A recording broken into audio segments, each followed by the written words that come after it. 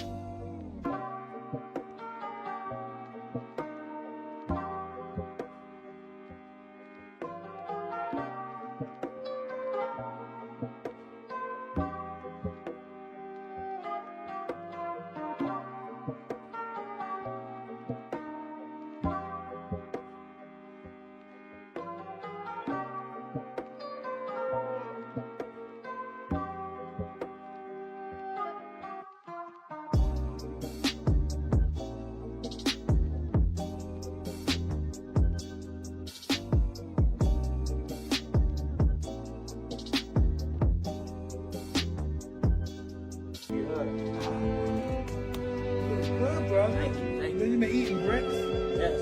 I'm gonna eat them today. You look beautiful, bro. Thank you. Love you. I love you, Mike. You look good. Thank you. I love you, Mike. I'm going to your fight. Go overseas, brother. Doing that. I'll be there. I'll be there. Thank you. Hey, I'm with you in everything. Remember that. Always in spirit. Got you. Love you, Mike.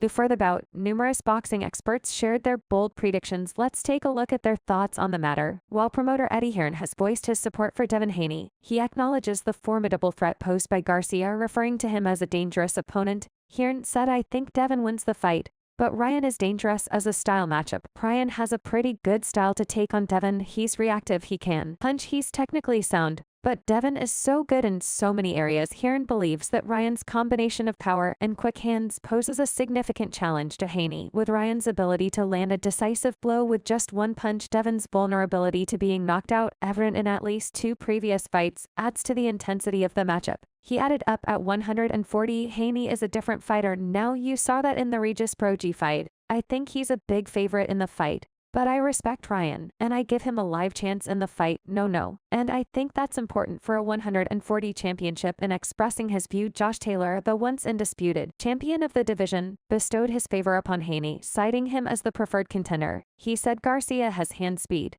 but not the best boxing IQ. But he's quick, and he's got good timing with that left hook, and he's fast. I just think Devin Haney has better boxing skills, and he's more complete. He can move, defend, or attack as well. Taylor lauded Haney's prowess as a fighter, emphasizing his superior boxing acumen, adeptness, engaging opponents, and intellectual acuity. He extolled Haney's comprehensive skill set. Taylor went on to add his vision is excellent, his field of vision is excellent, and he can read an opponent very well. He's very good at reading an opponent and reading a fight, so I'm going to go with Devin Haney on this one. Meanwhile, Amir Khan, a former light welterweight champion, picked Devin Haney over Ryan Garcia years back. Khan brought Haney on board as his sparring partner to prepare for his fight with Terran Crawford. Seeing Haney's skill up close, Khan was impressed, envisioning a future where Haney would rise to become a world champion. Look, I always said Devin Haney is an amazing fighter. Back in 2018, when I was training for the fight against Terrence Crawford, he was one of my sparring partners, and I'm in the water fighter he is. And I said it a long time ago that he is one of the best fighters I've sparred. Amazing fighter, has good skill, good movement, power as well. So yeah, he's really showing his class. Khan highlighted the close competition between Haney and Garcia, noting that they had previously fought 6 times, with the score being tied at 33. Based on his observations and experience sparring with Haney, Khan expressed his confidence that Haney would come out on top if they were to face each other again. I think he'll beat Ryan Garcia. I mean, look, I know they fought 3 times before. And no, 6 times before, 3-3. But I think if it ever happens again, definitely I think Devin Haney will take that. Giving a lot of weight away, but you know what? He holds it quite well. When I was sparring with him, obviously he was taking he's holding his own. You know, I think he's a very good fighter. Yeah, we had some great sparring sessions together. We did that one time. We may have done like 6, 7, 8 rounds with each other. Brilliant fighter. And I'm glad that he was there to help. On the other hand, Oscar De La Hoya appeared confident that the clash between Ryan Garcia and Devin Haney would shatter pay-per-view records. But skepticism remains. Is this optimism merely the hopeful projection of a promoter, or does it stem from genuine insight within the industry? So Ariel Helwani felt that basically Oscar De La Hoya expected the fight to be a sellout. But how much? Ariel Helwani asked, like, what's the ballpark in terms of what a success would be on pay-per-view for you? Like, what are you hoping for in terms of buys? Oscar De La Hoya replied, I think one of the biggest top 10 and pay-per-views of all time. Probably. Helwani found it hard to believe, hence he checked again whether the pay-per-view sales would cross the 1 million mark. De La Hoya replied, absolutely okay, absolutely, yeah, this is huge, it's really big, it's successful already. Yet again, he reverted to highlighting Ryan Garcia's remarkable efforts in hyping up the fight. De La Hoya emphasized that King RY possesses a natural knack for generating excitement. However, the ex-or champion made it clear that although he could guide Garcia in the ring, he seldom intervened. Otherwise, he said, it's not my job to babysit or whatever, my job is to obviously organize the event and promote and find the fighters. And guess what I found? I found the diamond in the rough with Ryan. He is a hell of a fighter. And come Saturday night, he's going to be in tip-top shape. Roy Jones Jr. recently shared his insights on the matchup between Ryan Garcia and Devin Haney, with both fighters having faced each other 6 times as amateurs. Jones emphasized the familiarity between the two, suggesting that this would likely prevent an early round halt in their upcoming professional bout. He said, well, the good thing about it is that they fought 6 times as amateurs.